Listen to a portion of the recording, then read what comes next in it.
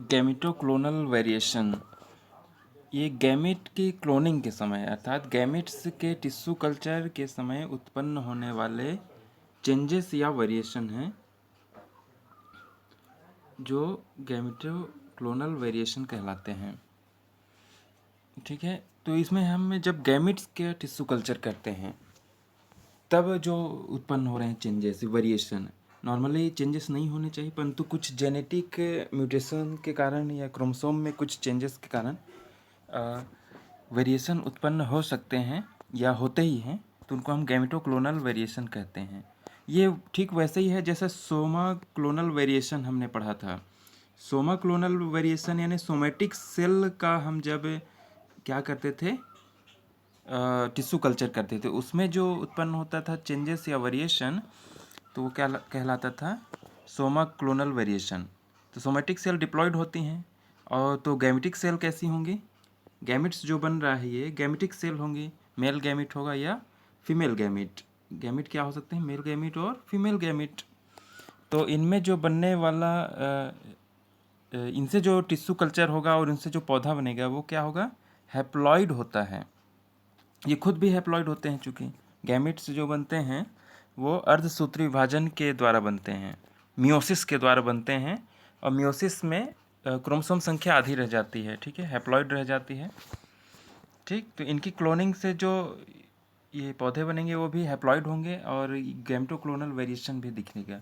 तो कई बार हम हैप्लॉइड प्लांट्स को क्या करते हैं, कॉल्चिसिन ट्रीटमेंट द्वारा डिप्लॉयड कर देते हैं।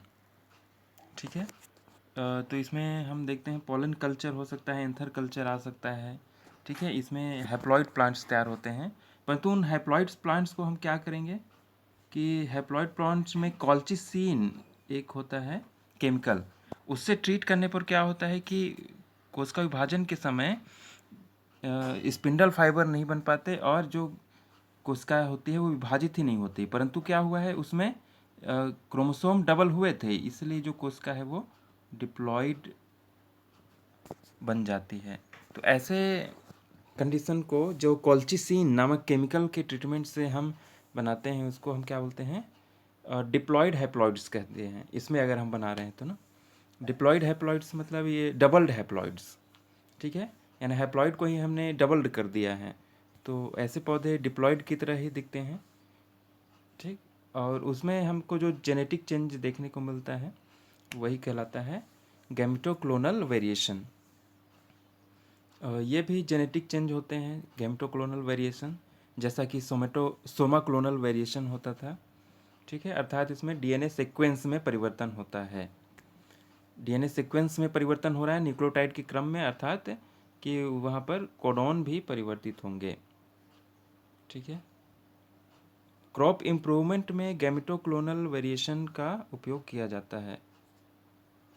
क्रॉप इम्प्रूवमेंट में जो गैमेटोक्लोनल वेरिएशन उत्पन्न हुए हैं, वेरिएशन यानी विभिन्नताएं उत्पन्न हुई हैं जो, उनके आधार पे हम कुछ विशेष कैरेक्टर अगर देखने को मिल रहा है, जैसे डिजीज रेजिस्टेंस या कुछ अन्य हाई यील्ड अर्थात ज़्यादा पैदावार वाले कुछ कंडीशन मिलता है अगर, तो उसके द्वारा हम नई वैरायटी के रूप में भी डेवलप कर सकते हैं।